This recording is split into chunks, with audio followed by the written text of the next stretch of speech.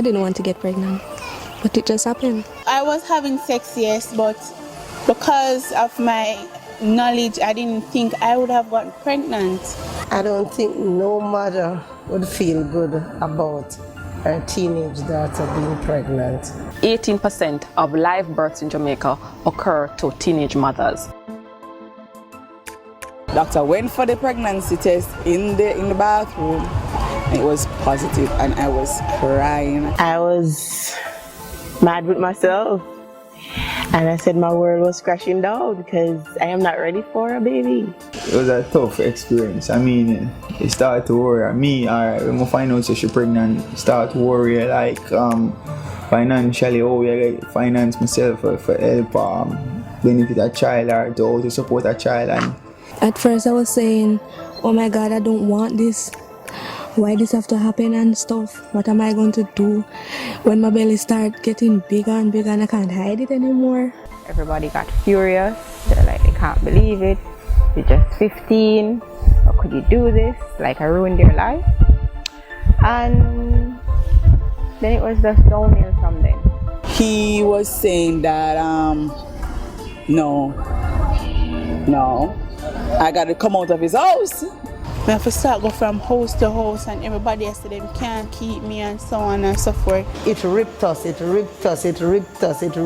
but you know, everybody just come back to after a while and say, you know what, let's give her a chance and see what she can do from there. When I got pregnant, I had to stop going to the regular school. And a friend of mine told me about the women's center. my serious good friend them talk to me and say, yo, just stick to it, money it up.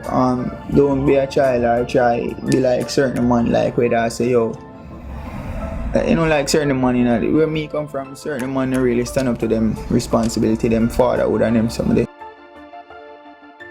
I wasn't having sex. It was my first time. Yes, the first time I was really having sex or trying it out, then I got pregnant. I didn't have any knowledge. My parents, they didn't talk about sex. It was like a crime.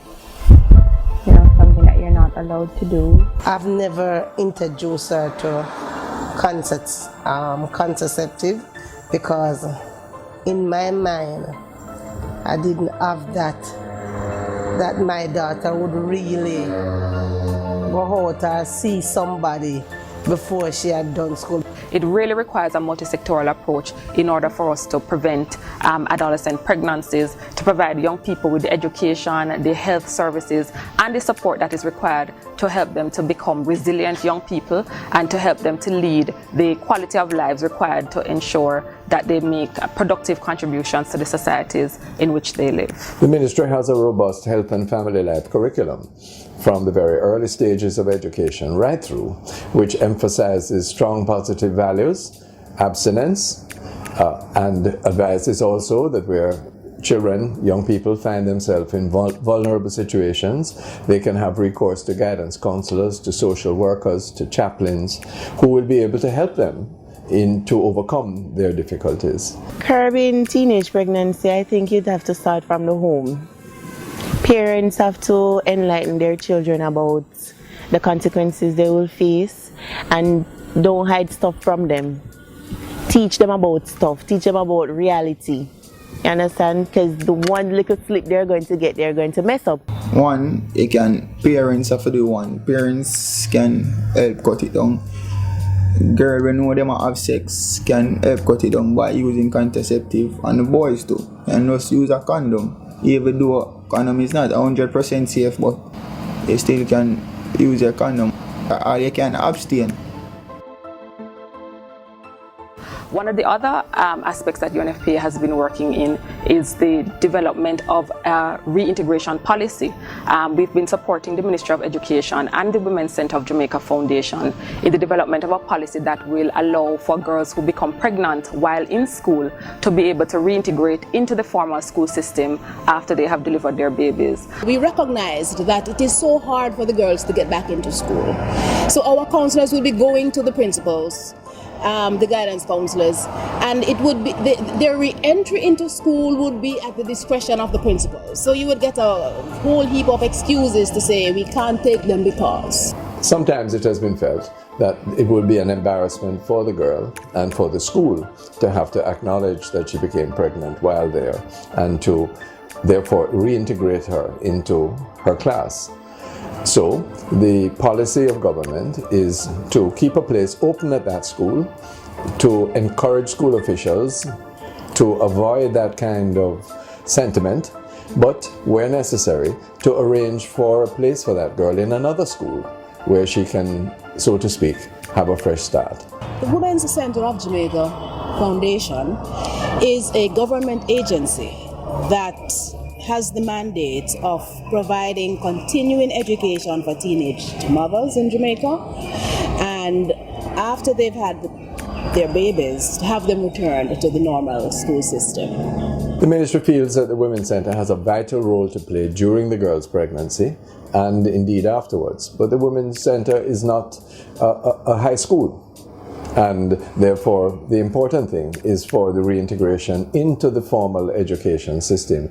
Of course, with the assistance, the cooperation, the mentoring that is so important to come from the Women's Centre. We have had a very long relationship with the Women's Centre, and because of the good work that the Centre has been doing, UNFPA has also sought to promote the work of the Centre globally through our international network. And so one of the things that we have been doing is to share the model of the Women's Centre as a good practice. And we've facilitated visits of many countries to Jamaica to explore the Women's Centre model in an effort to replicate it in their home countries.